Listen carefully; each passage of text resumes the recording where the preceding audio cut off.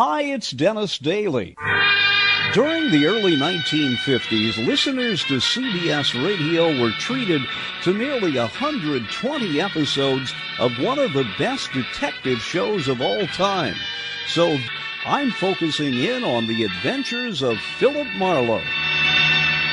The Adventures of Philip Marlowe on CBS in 48, 49, 50, 51 came to the airways pretty much whole cloth. The only real difference is that the first couple of episodes didn't have the rock'em sock'em music background of Richard Arant. But you know, when you think of other shows, such as Dragnet, dum-da-dum-dum, didn't come to Dragnet till, I think, show number 4. Now let's go back to the 1950s, the great actor Gerald Moore, and from CBS another of the Adventures of Philip Marlowe. Get this and get it straight. Crime is a sucker's road, and those who travel it wind up in the gutter, the prison, or an early grave. There's no other end, but they never learn. From the pen of Raymond Chandler, outstanding author of crime fiction, comes his most famous character in The Adventures of Philip Marlowe.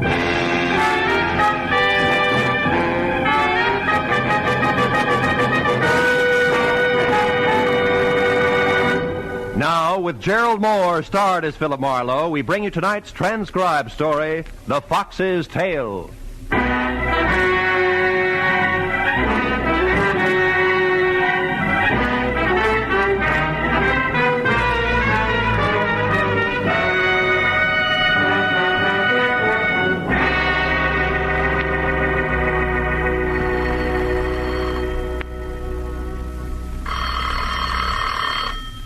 Oh, no.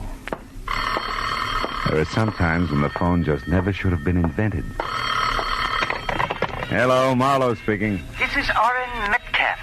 You remember me, don't you, Marlowe? Oh, sure, Barrister. What can I do for you? Meet me here at the Blue Chip Bar at once, Marlowe. Huh? Look, I can hardly hear you. Speak up, will you, Orrin? The Blue Chip Bar. Yeah? It's a miserable cafe on Melrose near La Brea. Melrose near La Brea? Yes, I'm in a booth, the last one on your right as you enter. But be careful, Phil. We can't afford to be seen. And please hurry.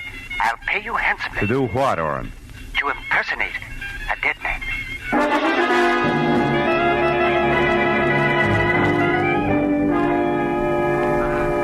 The Blue Chip was an indelicate assortment of stale smells, surrounding pictures of Lady Godiva, some without horses, and featuring low lights, lower clientele, and the lowest grade of bar whiskey. Against that backdrop, my new client stood out like a Dresden doll in a police lineup. Orrin Metcalf, in spite of the electricity in his voice, was only 5.5 feet tall. Couldn't have weighed more than 130 pounds, including the glitter of honorary fraternity pins that dangled from his watch chain. He was maybe 50, bald, wore glasses halfway down a long nose, and at the moment was as nonchalant as a 5-inch firecracker with a sputtering fuse. Quickly, Bill. Quickly. Sit down. Listen carefully. It's going to be hard in here, but go ahead. I am representing a man named Cuvion in a lawsuit. Rudolph Cuvion. Yeah? He's a manufacturing chemist.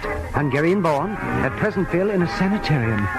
The nervous system will take just so much, you know. Yeah, I know. And look, this Rudolph Cuvion is suing or being sued? Which? He's suing. And nobody less than his former employer, the eminent Justin Shepard. Justin Shepard. Well, he turns out cosmetics, doesn't he? Makeup, lipstick, that kind of stuff? Yes, stuff, Marlowe, which includes a new and revolutionary nail polish that's worth a fortune. Which was invented by your client and stolen from him by Justin Shepard, huh? Exactly. We're suing for $250,000 in damages, Marlowe. But we'll settle out of court for $150,000 in cash. Hello. Not a cent less. Now, the trial, Phil, has, Oh, wait. What? What's the matter? What bait, John? Oh. Some brandy, please. Cognac. Cognac? You're kidding, Pop. Like I said, what'll it be? All right, Junior. 2 beers. Skip the chatter. We got to catch a train. Okay. Be antisocial. Yeah. Rock, couple, sir. Isn't that awful? You were talking about the trial, Orrin? Oh, yes. Now, the whole point, Phil, is that every witness we had at the outset has so far either been bought off or frightened away by Shepard and his crew. With one exception. You're racing the hole, huh? Yes, a man named Max Redmond. He worked with Rudolph Cuvion years ago in Chicago, when Cuvion first perfected the lacquer base, which makes the nail polish formula so valuable. Redmond's testimony could have swung everything our way. And Justin Shepard found this out. Wait a minute. What do you mean could have, Orrin? Huh? 2 beers as ordered. 30 cents, gents. Hey, we're even. Thanks. Now, Marlowe, the dead man I spoke of and Max Redmond are one and the same. Shepard murderer? Worse. He drove Max Redmond to suicide, Marlowe. The man shot himself an hour ago. I don't follow that. Well, Redmond was staying here in L.A. with his wife. Now, I'll tell you the address in a moment. It's nearby. And although neither Shepard nor his cronies ever got to see Redmond, they knew where he was and where he came from. With that, they went to work. Blackmail? Oh, yes. Years ago, Redmond got in a jam. I have no idea what it was, something that he was conscience-stricken about, and Shepard uncovered it, then got through to Redmond on the phone. He struck home. His blackmail price was Redmond's silence, huh? Right you are. Shepard told him to get out of town. But when I talked to Redmond an hour ago, he was positive that Shepard would demand more in the future. Redmond was nearly hysterical, said he wished he'd never heard of me or Rudolph Cuvion. And then he hung up. Well, when I got to his apartment, I found him dead, shot by his own hand, his pistol at his side. Oh, it was awful. Yeah. Tell me, Orrin, what about Redmond's wife? Well, her name is Louise. She's out of town right now. He was afraid for her and made her go away. Mm-hmm. At any rate, Phil, you see what I'm getting at, don't you? The reason I want you to work for me? Yeah, I think so. Shepard and his buddies don't know Redmond's killed himself, and if I give the impression by posing as Redmond that he's still alive and not leaving town, Shepard will figure that his blackmail angle didn't work, huh? And he'll get together with you and settle before tomorrow morning when Redmond would have taken the witness stand. Precisely, Phil. Yeah. $150,000 settlement as against a court award of $250,000 means a saving of $100,000 to Shepard.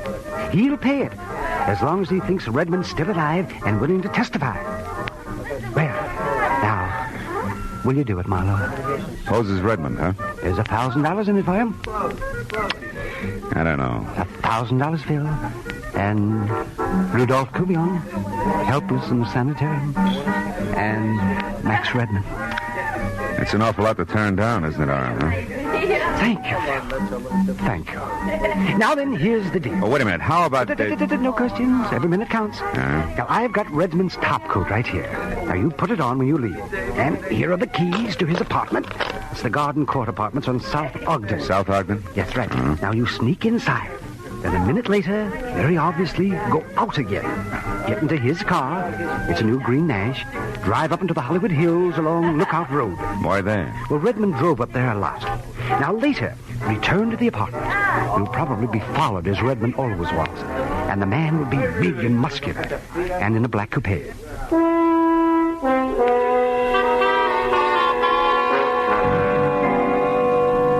played his outline. A minute after I drove Redmond's car out of his garage and conspicuously signaled a left turn with a plaid sleeve, I picked up my escort. His headlights stayed in my rearview mirror all the way along Sunset Boulevard and then up into the hills along Lookout Road. Cut my lights and parked close to the edge of the cliff. Then I saw something big and beefy get out and start toward the coat, an ugly snub-nosed gun in hand. I reached for my .38 and slowly moved through the ankle-deep weeds until I was only a few feet behind him. When he fired at the coat, I was only inches away. What the... Does that make it my turn? Don't try it. You're not Redmond. And not a lot of people. Drop your gun. Go on. What are you going to do? I'll ask the questions. What's your name? Gaffney. Earl Gaffney. Working for Justin Shepard? No. I was just... You're just a liar. That's nothing compared to what's in store for you. No, what? I work for Shepard, all right. And you were tagging me, thinking I was Redmond, to see if I was going out of town. Yeah. I had orders to knock you... knock Redmond off if he didn't go straight for the airport. But that's all, honest. I don't know anymore. Get up. Now walk over to that tool bin there. Open it and get in. Go on. Keep moving and keep your hands open. All right. Now, I want to have a little chat with Justin Shepard. His home address, what is it? He ain't got one. He stays at the hotels. Right now, it's the Beekman Plaza in Beverly Hills. Now, quit, will you? That's all I know. Sure. You see, Earl, I believe you. You've got such an honest face. For a killer. Sweet dreams, Buster.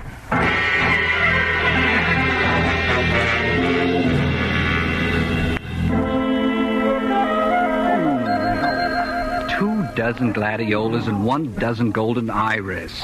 Yes. And deliver them here to the desk of the Beekman Plaza Hotel. No, it's not in Santa Monica. It's in Beverly Hills. It has been for years. Goodbye. Stupid, stupid people. Yeah, they're just everywhere, aren't they? Indeed. Oh, may I help you, sir? Yes, I was looking for Mr. Justin Shepard. Is he in? Oh, yes. And, sir, you could almost reach out and touch him. No, really? Yes. That's he over there, reading the paper in the Louis XIV chair. The Louis XIV? Mm-hmm. You see him? The short, round man to one side of that woman wearing that stunning taffeta. That what? Stunning taffeta. You see, it's applicated with those bright red roses. Oh, yeah. Couldn't miss him. Turn right at the stunning taffeta. Goodbye. You're quite welcome, sir. Welcome indeed. Goodbye.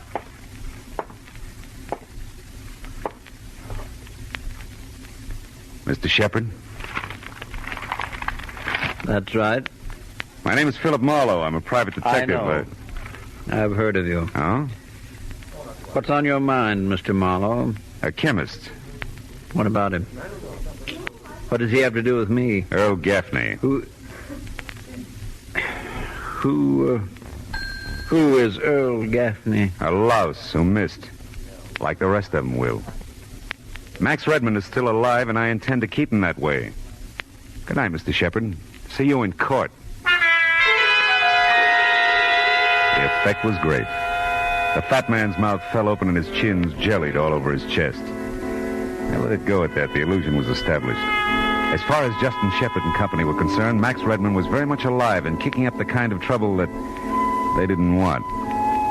But 20 minutes later, when I let myself into the dead man's apartment and walked into his bedroom, I knew the illusion was only an illusion. Max Redmond's body was sprawled at a crazy angle across the bed. I wondered what he could have possibly done to take this easy way out. I stopped wondering when the front door closed. It was a woman with the deepest brown eyes I'd ever seen. What are you doing here? Who are you? My name is Max Redmond. You're lying. Where is Max? Tell me, where is he? He's in the bedroom. You a friend of his? I'm his wife, and I'm going to speak to him. Don't try to stop me. I won't, Mrs. Redmond. Go ahead.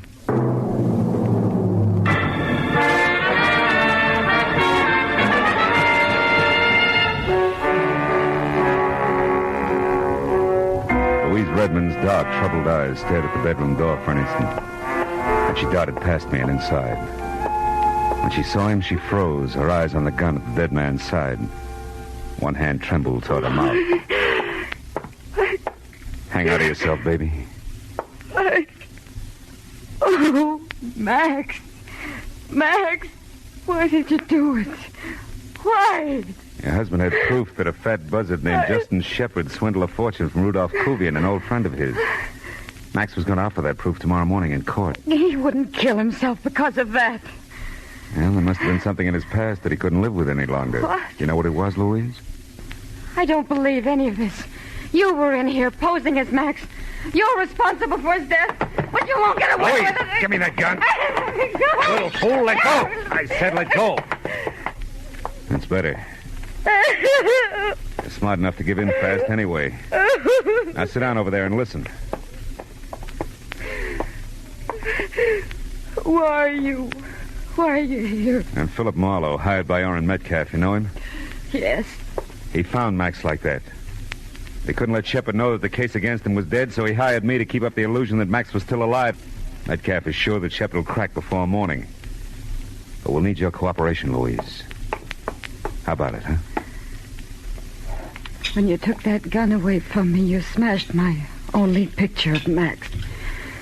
You couldn't even leave me that intact. I'm sorry. I know it's going to be tough on you, baby, but... Hey, wait a minute. Louise, did Max write that on the picture there? Yes, to my Louise. With love. Louise, listen to me now. This backhand script. Was Max left-handed? Yes, but what is that? He was shot in the right temple. You mean that someone killed him? That's the general idea, yeah. Justin Shepard. The man Max intended to testify against. No, not unless he's a lot slicker than I think. But he has an assistant, a tough one named Gaffney, who was watching this place when I took over. If he did it, then followed me, he wouldn't have had a chance to report to his boss. I don't understand. Followed you where? Oh, to that lot on Lookout Road where Max liked to go.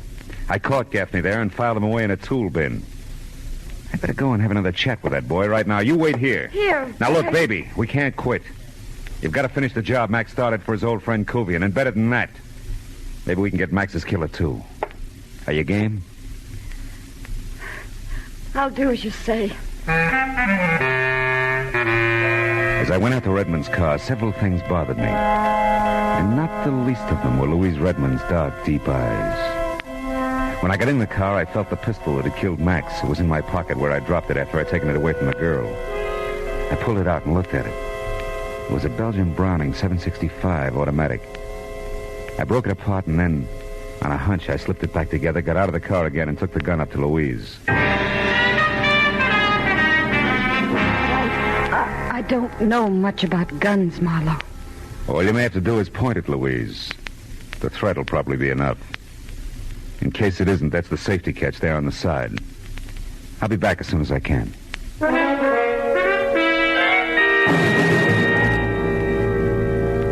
When I pulled out onto the vacant hilltop lot, I scented the tool bin in the headlights. I was out of the car and wading through the foot-high foxtail grass before I noticed that the stick I'd shoved through the hasp was now on the ground. I ran the rest of the way and jerked the lid open. Gaffney was gone. I started to close the lid, but stopped at something in the bottom of the bin. I'd have liked a coiled rattlesnake better. It was a glistening, sticky puddle, and it was blood. The scream had come from a hollow beside the lot. I ran toward it. Saw two kids in a parked car, scared stiff and staring into a tangle of brush in front of them. Mister, there's a man down there. He's hurt. Bad. Where? Show me. In that brush. We both saw him. He stood up just a second ago and he started toward us. There was blood all over him. And then he fell down again. Okay, get your girl out of here. Get back to your car. Okay, mister. Oh, hey, holy cats. You're Philip Marlowe, the detective. I've seen your picture lots of times. All right, be a good fan and stay out of the way. The guy's dangerous. Go on. Yeah, okay. Come on.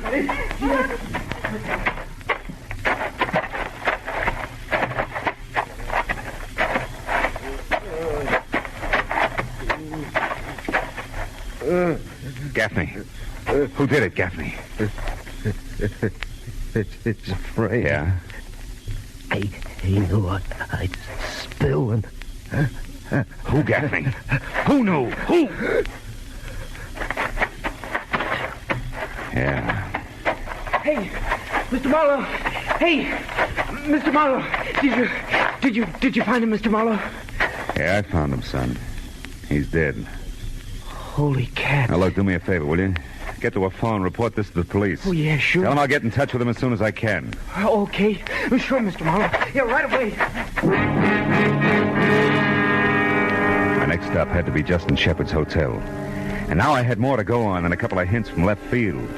Just as I pulled up in front, I saw Shepard behind 16 cylinders of imported limousine, swinging away from the curb. He seemed in no particular hurry, so I tailed him far enough to realize that he could be heading for Max Redmond's apartment. Then I took off through the side streets, wide open. I got back to the apartment in time to brace Louise for Shepard's visit. But, Marlowe, what can I do? Maybe I better... Huh? Maybe you better let him in. Go ahead. Yes? Stand aside, young woman. I'm coming in. Please do, Shepard. What? You again. Nice of you to drop in. What have you got in the bag, lunch? Don't be facetious. And don't worry, it's all here. I know when I'm beaten. I suppose it would be quite pointless to ask where Redmond himself is. Completely pointless at this late date. Very well. Then I assume I'm to leave this with you. That's right. It had better be right, my boy. Believe me. Good night. Just a minute. How come you're running your own errands? You took care of that yourself earlier tonight. You're a competent man. You should be working for me. Working for you has its drawbacks, Shepard. But you muffed it. Gaffney didn't die right away. Gaffney's dead? Marlowe, be careful. Yeah, he lived long enough to tell me he was framed, Shepard. By you. When you can prove that, I'll be at my hotel. But I advise you not to push your luck. Marlowe, you let him walk out. Yeah, the guy was right, baby. So far, we've got no proof of any of it. Except this bag and whatever is... Money. Why, it's filled with bundles of bills. Big ones. At least $100,000. Holy smoke. Excuse me, will you? Who are you calling? Somebody will be very interested in this. You just wait and see. Metcalf speaking. Oren, this is Marlowe. I'm at the Redmond place, and get this. Justin Shepard walked in here, dumped $100,000 on the table, and left again. Not a half minute ago. At Redmond? Yeah. Why, it's a bribe. We've got him, Phil. We've got him. Don't touch it. I'll be right there. Now, wait a minute. There's more. Go on. Louise Redmond came back. Louise? In the middle of this mess? Yeah, she's here now. Oh, must have been rough on her to find Max. Worse than you think, because that's still not all. What do you mean? That you can bet your briefcase on the fact that Max didn't kill himself in the first place. He was murdered. Sit tight, Phil. I'll be right there.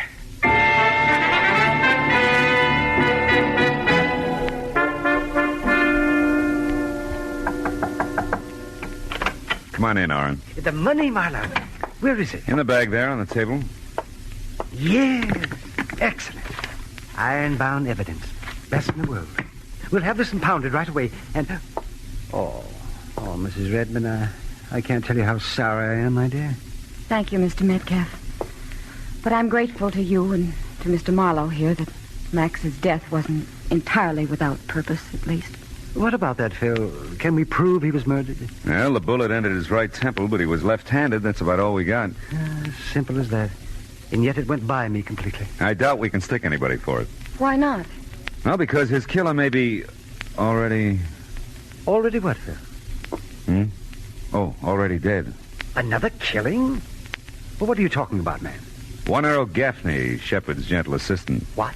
I locked him in a tool bin, but somebody found him there and shot him. To keep him quiet. Justin Shepard himself. Surely. Now, look. If we can't get him for Max, we'll nail him for Gaffney. Don't count on it. Listen, we've got that fat lizard right where we want him. Now, first of all, it won't fit, Oren. Why not? If Shepard sent Gaffney to get Max, then killed Gaffney, why did he bring all this dough here, to bribe a dead man? Well, yes, you're making sense, Phil. I knew you'd see it. Go on. Okay, try this for size. Max Redmond never intended to testify in court. He wasn't after a legal settlement because then the money would go past him to Rudolph Kuvian. This bribe here is all Max was after. But somebody was in it with him. You're crazy. How dare you say that? She's right, Marlowe. Now you're talking like a fool. Am I? Max, no doubt, got into a beef with his partner over the split of the bribe and was shot. That's a guess, Oren, but this isn't. Gaffney got it because Max's killer couldn't figure how much Gaffney had heard and seen in here. He couldn't take a chance, you see. But whoever killed Gaffney had to wade through the same weeds I did in that vacant lot to get to him. And most of the weeds up there are foxtail grass. You know the kind that comes off on your clothes that sticks in your socks like little darts? That's right, Oren. Take a look. Your argyles are loaded with the stuff. I don't have to look. You're a bright boy, Phil. Thanks. It went just as you outlined it. Up to this point. I'm sorry you got so much of it right because you can't think of everything. You might be surprised. Don't reach for your gun, Oren. I'll drop you. It was a filthy scheme. Come on, hand it over. Your gun. Why, surely. Here you are. Now you drop it, Marlowe. Go on. Well, the heartbroken little wife. With the very same gun you so generously gave me. That's what I meant, Marlowe. You can't think of everything. Louise and I are going away tonight together, and we're taking that money with us. Stand still, Marlowe. I know more about guns than I pretended. Sure you do, sure. I had a hunch about you early tonight, baby. Your homecoming was too pat. And you know what? You didn't bring back so much as an overnight bag. And what's more, when I took that gun away from you, you practically handed it to me. You were acting all the way. I'm not now. I'll kill you, Marlowe. Louise, shoot him! Shoot! I can't! Shoot! The gun, Oren, it won't fire! Oh, fooling. I took one of the parts out before I gave it back to you, sweetheart. You couldn't make that go off with a blow. Oren, help me! That's right, Oren. Help the lady. Oren. Believe me, sister, you'd get the same thing right now, but for one good reason. I'm going to need you intact in that court tomorrow morning.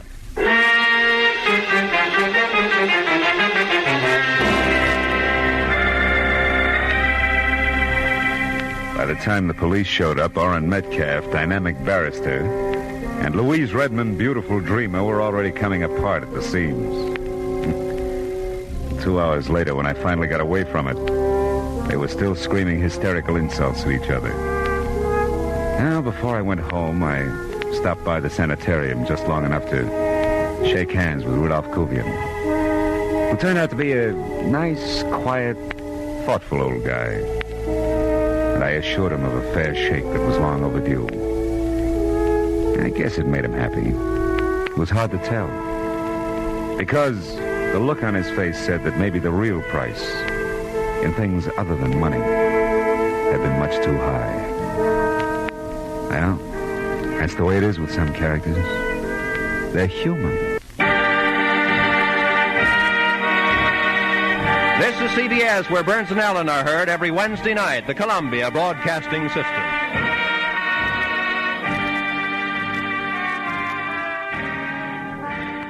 As I mentioned before, when the Second World War got over, America was a different place, and the media were changing. Television was coming in, but in the early 50s, a lot of American cities still did not have television. And so the networks kept cranking out their usual fare, with harsher themes in a way. The Adventures of Philip Marlowe, the Raymond Chandler detective, was just what the radio audiences wanted back in the 50s. Get this and get it straight. Crime is a sucker's road, and those who travel it wind up in the gut of the prison of the grave. There's no other end, but they never learn. From the pen of Raymond Chandler, outstanding author of crime fiction, comes his most famous character in The Adventures of Philip Marlowe.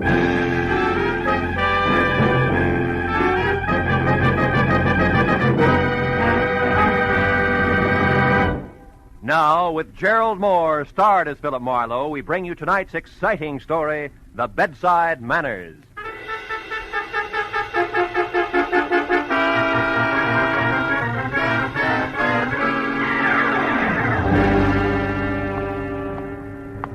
Get your hat and hit the street.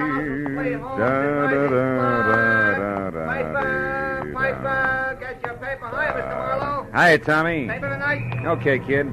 Here you are. Thanks. Take it easy now. Sure. Hey, Mr. Marlowe, your change. Mr. Marlowe, watch it. Driver, red light. Hey, cats, call an ambulance. Somebody hang on, Mr. Marlowe. Don't try to move. You're going to be okay. Just take it easy.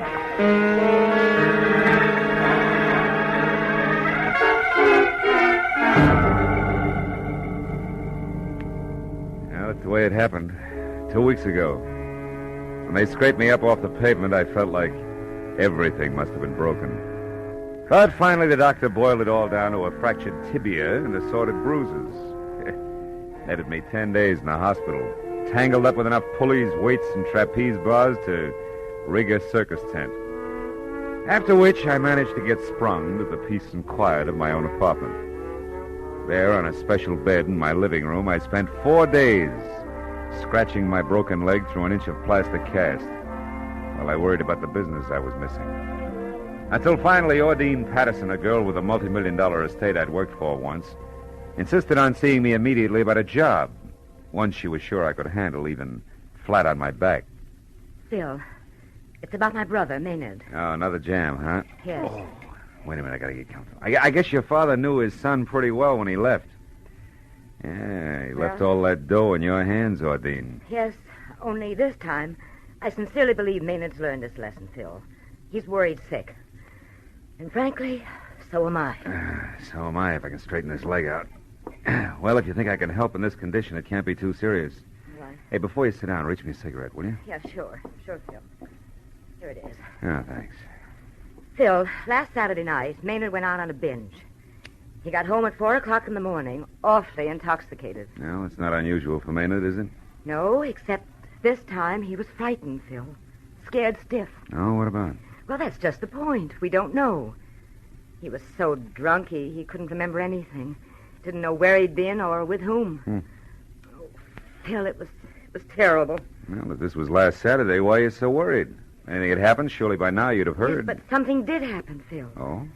This morning I got a phone call from a man who meant business, believe me. Mm-hmm. I made notes on a memo pad while he talked, so I wouldn't forget any of it. Here, that bag, here, read it. No. This is Fish. Fish? Yes, fish. Tell Maynard 50 G's. Important. Money by tomorrow or trouble. Then he hung up on me, Phil. Fish. Did you or Maynard ever hear of him before? Well, I certainly didn't, and when I asked Maynard, he didn't know him either. He had a cold, heavy voice and spoke with a thick lisp. You want me to peg this fish for you? Yes, so I'll know why Maynard owes that much money. Now, look, baby, I'm bedridden. I'm stuck. I can't even move. I know that, Phil, but you have the phone here, a lot of contacts, and plenty of diplomacy. If this is something I can get Maynard out of by paying that money, then I'll pay. Okay, baby, I'll try. But look, if it's outside the law, You'll turn Maynard in. Yes, I'm aware of that. All right, where do I start? Where did he start Saturday? At the Colony Club with a female named Fay Altman. Mm-hmm. Well, whatever happened must have begun there. That's why I thought of you, Phil. You know the Colony Club. Well, I know their Scotch is Johnny Walker, and Sid Rayfield's the owner, that's all. Well, that may be enough. Will you want to talk to Maynard? Yeah. Send him over in about an hour, will you? Yes, he'll be here. And that Altman girl's number is Sunset, 0144. 0144. Yes. Okay, Ordine, I'll get him. At least my dial finger isn't... just a minute. Hello? That's Fish, Marlowe. What? Fish. I know my pigeon's with you now. I followed her. Don't clip her wings, pal. Back out now while you still can. I'm warning you. Phil, who was that? You look upset. Yeah, well, my my horse just ran fourth. Look, you better run along now, Ordine. Well, okay, Phil. And stay out of dark corners, huh?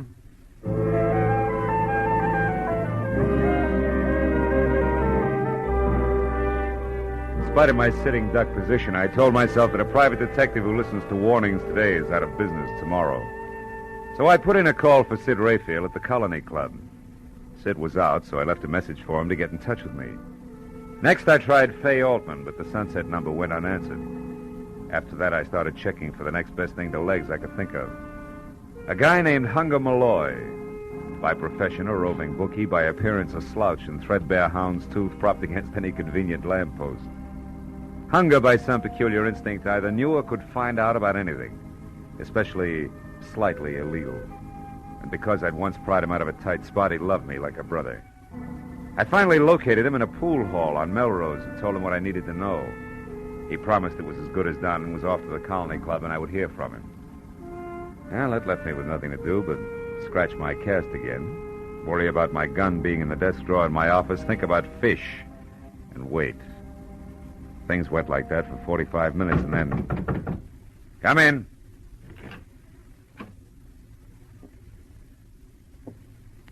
Who is it? Who's there?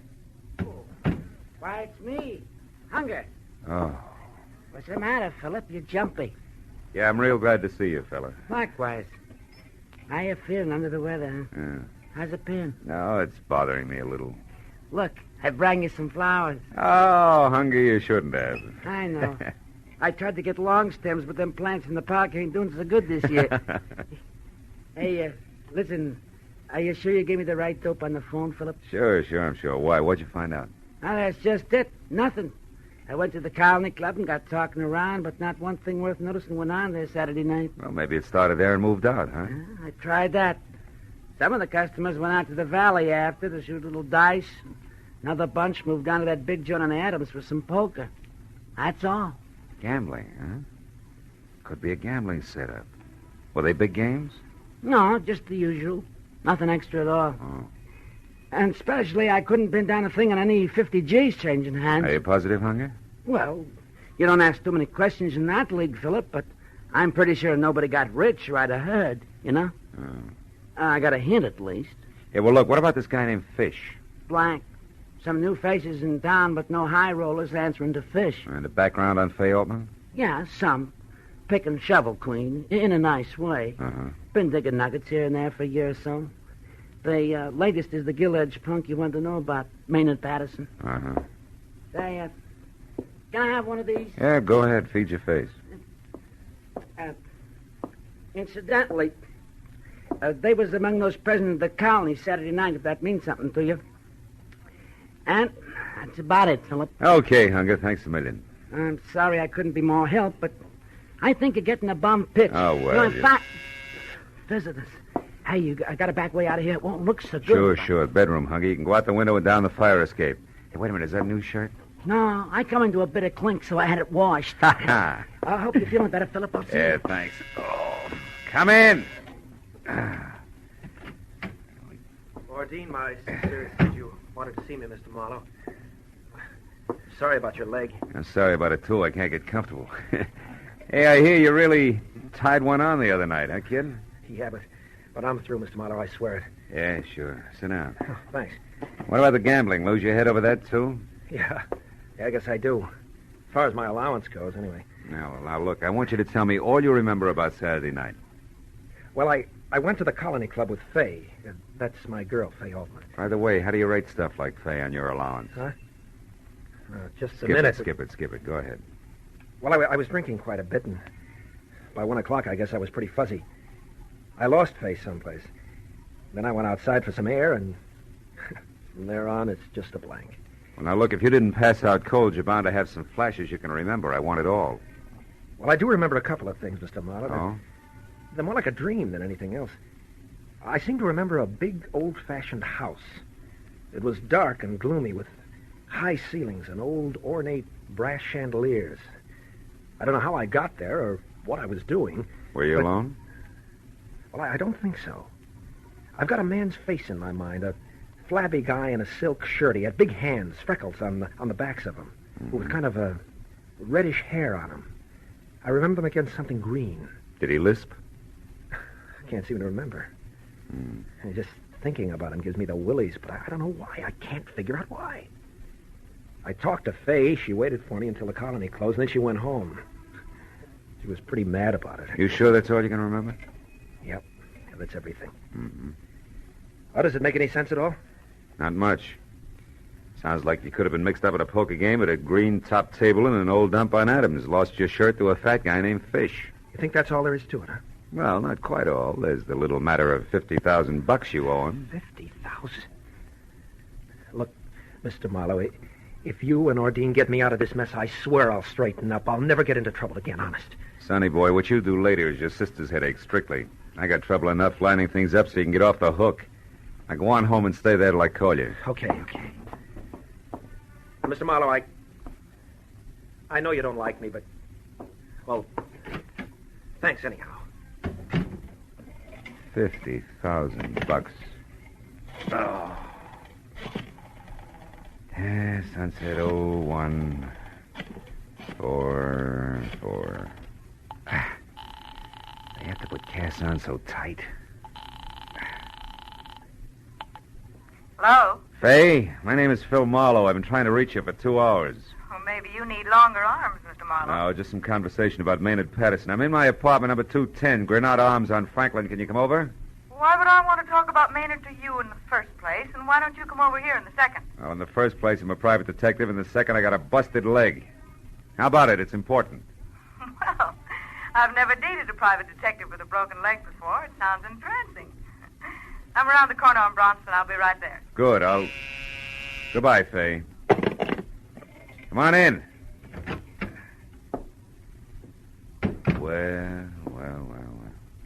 Sid Rayfield in person yet? Yeah. The boys at the club told me about your urgent call, peepers, so I came right out. Well, if I'd known you were coming, I'd have baked a snake, Sid. Skip the cracks. I know what you want. Well, then you're clairvoyant, because I'm not sure myself yet. Try this. You're working for Ordine Patterson like you did once before because that punk brother of hers is in a bad jam with one Mr. Fish. Well? Yeah, it's quite neat. You happen to know the guy? Yeah, Marlowe, I happen to know the guy. That's why I'm here. To tip you because you're a friend of mine, more or less. So I say leave it alone, Marlowe. Get out of it. Stay out. It's none of your business. You know, you talk like a man with a personal angle. What? Why, I ought to split your lip for that. I come here to do you a turn Take and it easy. Mind your bedside manners, Sid. I'm an invalid. You'll be worse than that if you don't back out of this. I'm telling you, this guy Fish is too hot to handle, Marlowe, and you better... Who's that? How should I know? For a sick room, this joint's becoming more like Hollywood and Vine by the minute. I took a long chance coming here. I got to get out without being seen. Well, try the bedroom window and fire escape. Everybody else does. Don't let him in till I'm gone. You hear? It ain't healthy. Marlowe! Sid! Sid, what is it? Marlowe, I'm hit. Sid! Lousy silencer. Oh. Oh, this stinking leg. Nice going, Mr. Fish. I suppose that makes me... Mr. Marlowe, it's Mitzi from the restaurant. Are you all right, Mr. Marlowe? Yeah, Mitzi, I'm okay. I'm fine. Well, I thought you was talking to somebody. No, I was reading. I didn't hear the buzzer. Oh, yeah. I know what you mean. Sometimes I get real carried away myself. That's fine. Look, I fixed up your dinner. Everything just like you ordered. Here, I'll drag the No, table Mitzi, over. I don't think I'll eat right now. Just put the tray down and beat it, huh? Like a good girl? Yeah, but what about the dishes? Get them in the morning. Will you get out of here? Will you go on? Gee whiz, okay. Good night, Mr. Marlowe. Okay, Fish, the girl's gone.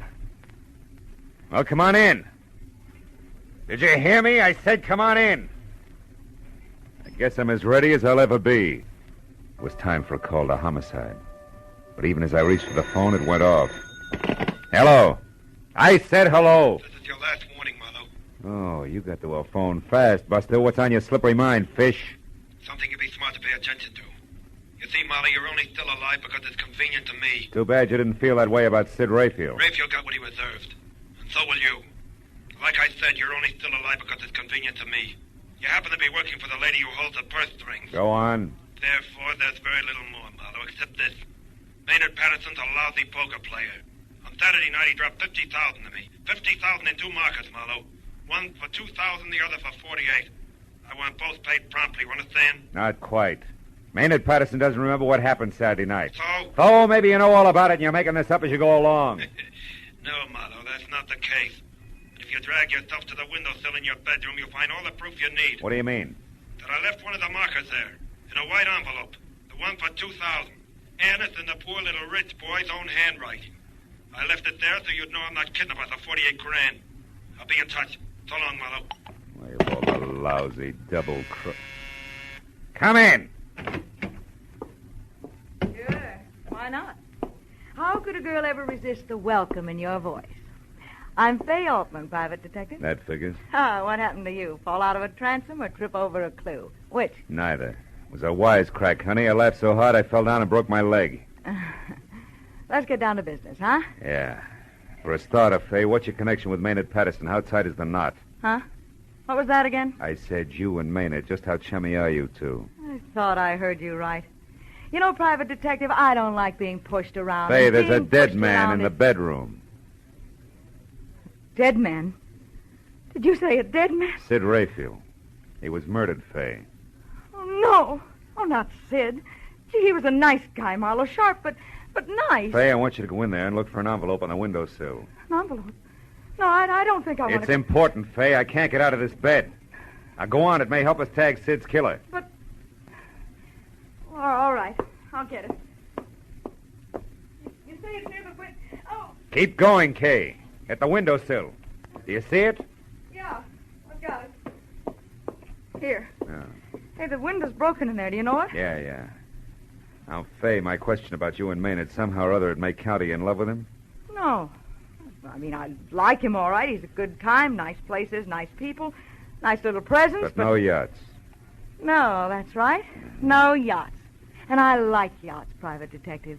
They beat rowing around in MacArthur Park, I know. I've tried them both. Anything else? Yeah, turn it around. How does he feel about you? Overboard, I guess. Look, you said that this might help catch Sid's killer.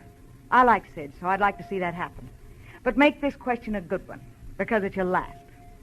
Fair enough. Maynard loves you. You love money. Maynard didn't have any. Now the question. Do you have any plan to change all that? Just one. He was saving up every cent he could squeeze out of that stingy sister of his for a stake in a big card game. He was going to run it into big dough. Any help, private detective? Yeah, if you call checking other people's stories out a help. Which translates into what? Maynard did just that. Only he lost it all Saturday night. Lost the stake and $50,000 more. What? He owes that much dough? Yeah. Now tell me, have you heard from Maynard since? You had your last question, Private Detective, remember? Good night, Marlowe. It's been a big, fat pleasure. I'll bet. Anyhow, Fay, my best to the fish. Your very best to the fish? Yeah. I don't get it. What fish? Never mind. Goodbye, baby, and don't slam the door. When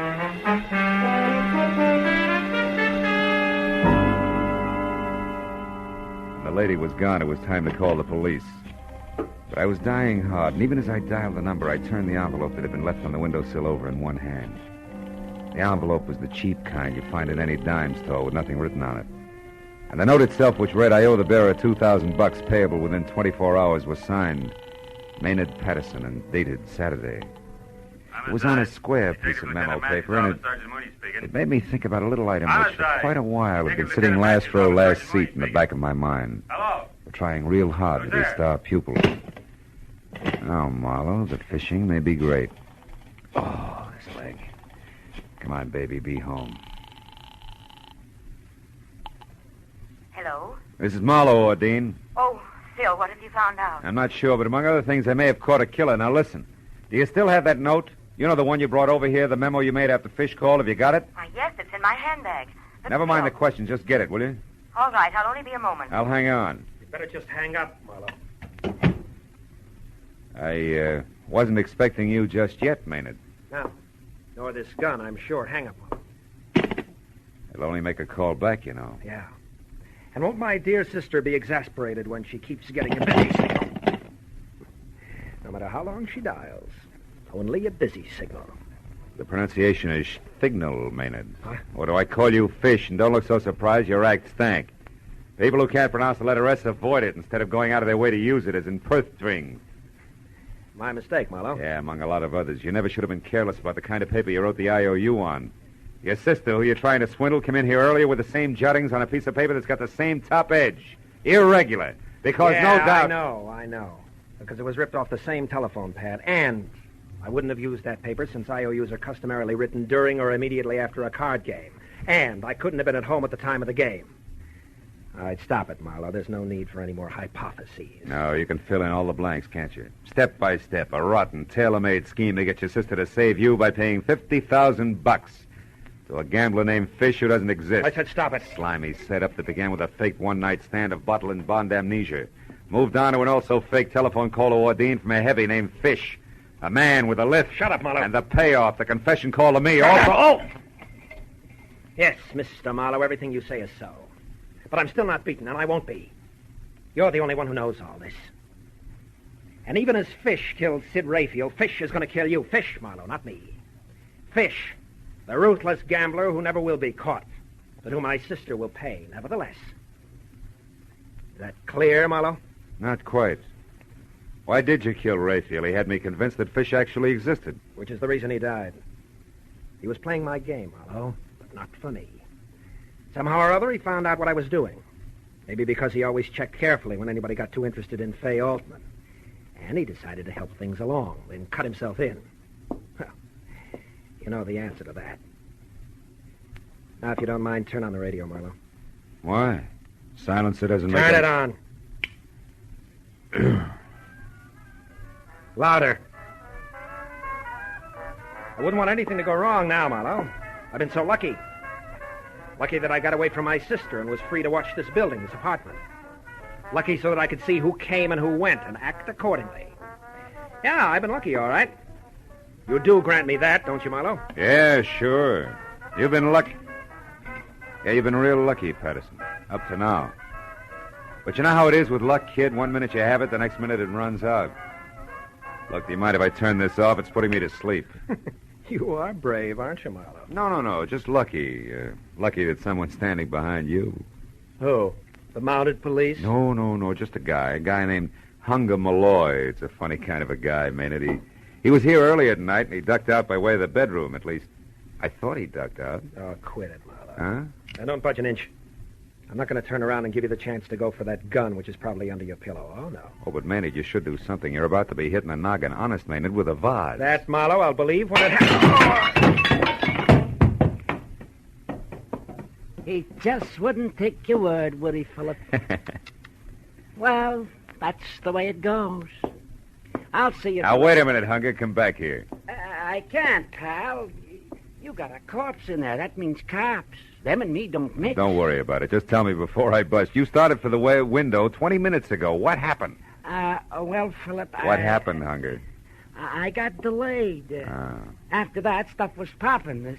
This louse was in there, then the corpse delecti, and then the louse again at the window, leaving an envelope, et cetera, et cetera. Yeah, but the delay, Hunger. Before company started coming, what was it? Well? The truth, Philip? Yeah, try it. It may not hurt at all. Okay. They was on your dresser. The jazziest pair of pearl cufflinks, Philip, I seen since I used to deal in Vegas. I was attracted. Hunger, as a last favor to a guy you've already done a big favor for, take him. The cufflinks. Go ahead, kid. All right, Philip. As long as you put it so nice, I will. Now, like I was saying, good night, Philip. Wait a minute, Hunger. The cufflinks. Take them with you now. Of course. That's exactly what I'm doing, Philip. See you around.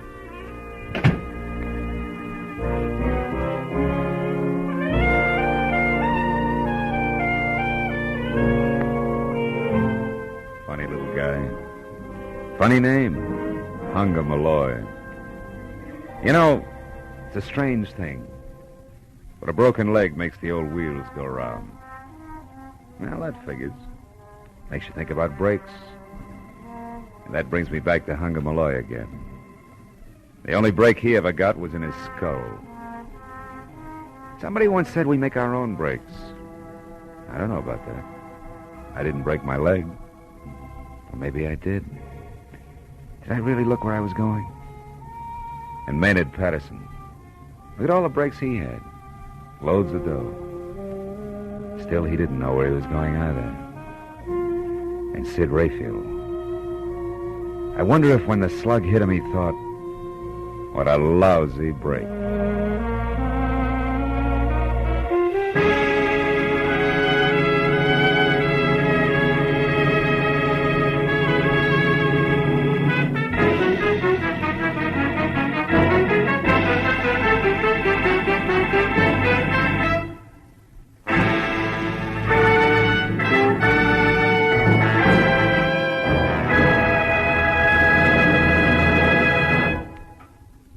The Adventures of Philip Marlowe, bringing you Raymond Chandler's most famous character, starred Gerald Moore, are produced and directed by Norman MacDonald, and are written for radio by Robert Mitchell and Gene Levitt.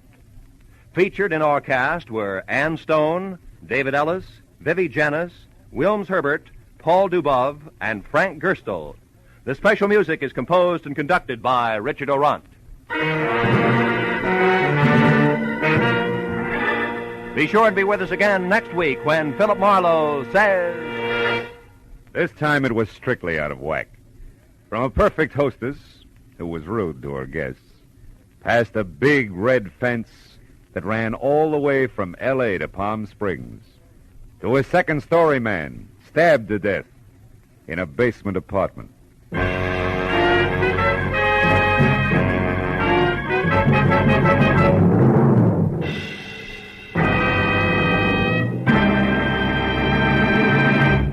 Don't let a rainy day find you unprepared. Start saving for that rainy day right now by buying United States savings bonds. There's nothing quite like these savings bonds. They're like a cash reserve, always available when you need them, and yet they're always earning interest. If you hold on to your savings bonds until they mature, you'll get back $4 for every $3 you invest. Start providing for the future right now. Buy United States savings bonds regularly. This is Roy Rowan speaking.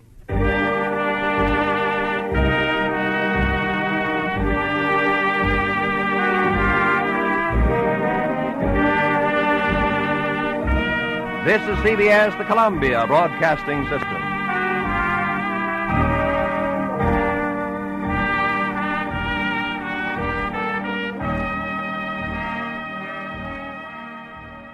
That's it for this week. I'm Dennis Daly. Thanks for listening. And join me for more, saluting the adventures of Philip Marlowe.